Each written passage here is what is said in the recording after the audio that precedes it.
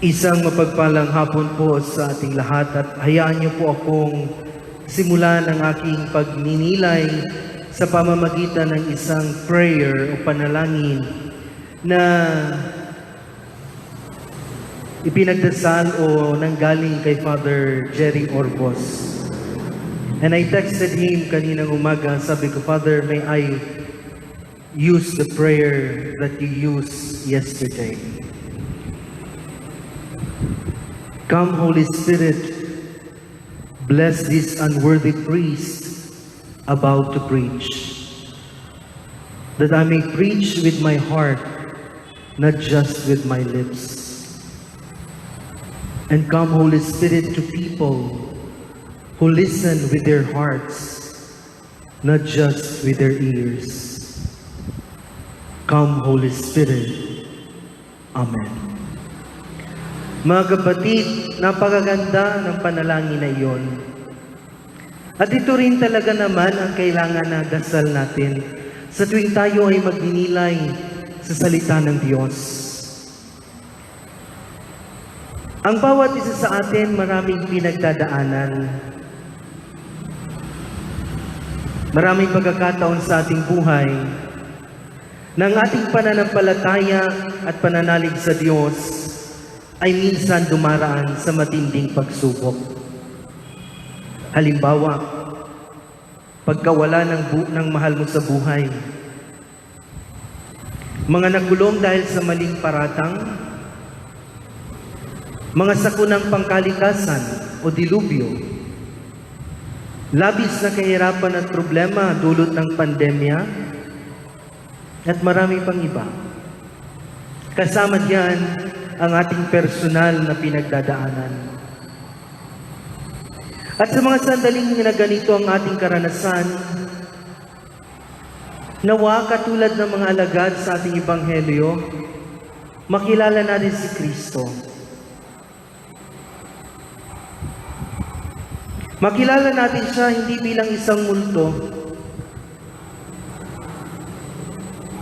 kundi isang Diyos na nagnanais sa makapiling ang bawat isa.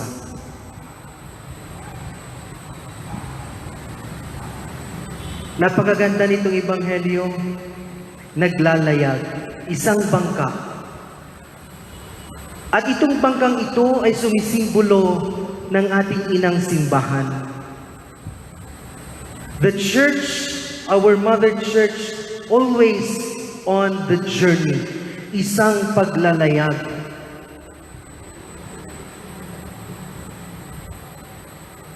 Pansinin natin na itong bangkang ito na ginamit ni Jesus, ginamit ng kanyang mga alagad, dumaan ito sa maraming unos, dumaan sa maraming pagsubok sa dagat. Subalit hindi man lang ito nasira. Kasi nga, nandun si Jesus. Sa mga pagkakataon na hindi natin nauunawaan, hindi natin naiintindihan ang pangyayari sa ating buhay, naroon si Jesus.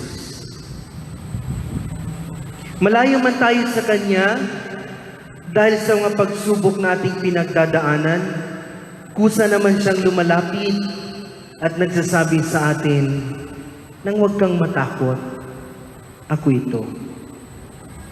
Do not fear, it is I. Mga pananalita na nag-uumapaw sa habag ng Diyos. Kahapon mga kapatid, sa aking pagninilay, ginamit ko po ang salitang habag kaysa sa awa for the word compassion. Kapag sinabi nating awa, madalas tayong maawa, mabilis tayong maawa.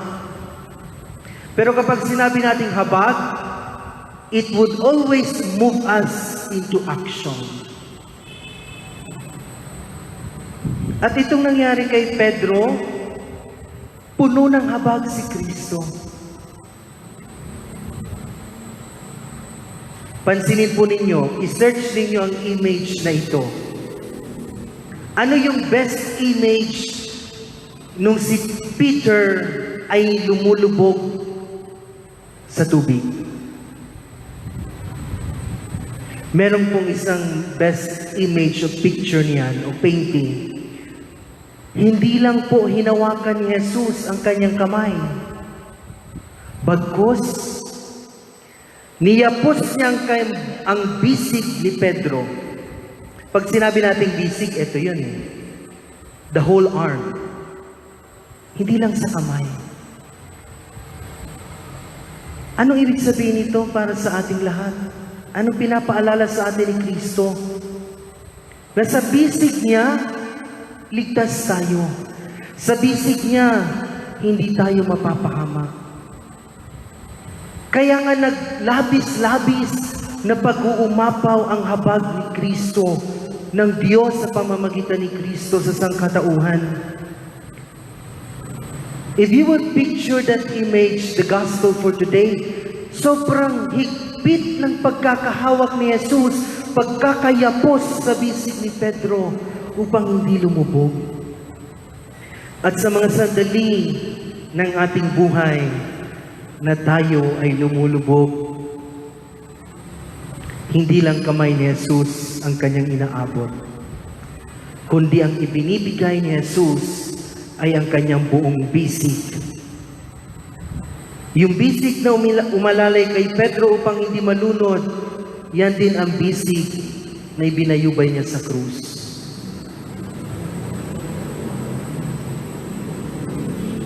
Sa ating paglalakbay sa mundong ito, marami tayong pagdadaanan. Subalit anumang pinagdadaanan natin, hindi tayo maaano kung ang kapiling natin ay si Kristo. Kung tayo mismo ay katulad ni Pedro na magsasabi sa kanya, Lord, help me. Tulungan mo ko, Panginoon. Kasi yung bisig ng Diyos, 24/7 naghihintay sa atin.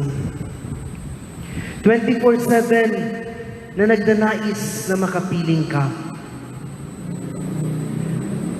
Sa bisig ni Jesus, ramdam natin ang kanyang nag-uumapaw na habag ng Diyos. Patuloy natin itong nararamdaman. Patuloy natin itong nakikita.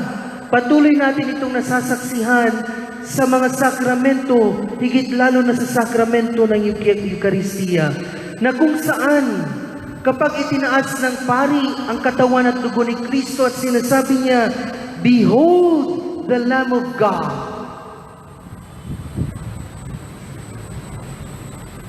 Paalala sa bawat isa sa atin nang sinasabi ni Kristo, Do not be afraid, it is I.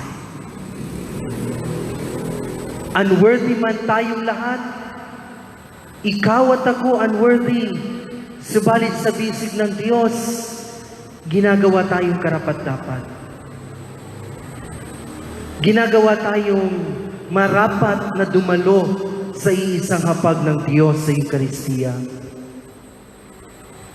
Paalala sa atin, sa iyo at sa akin, kanino ka ba kumakapit? Sa mga sandali ng iyong buhay na ikaw ay lumulubog, sino ang kinakapitan mo? At bakit?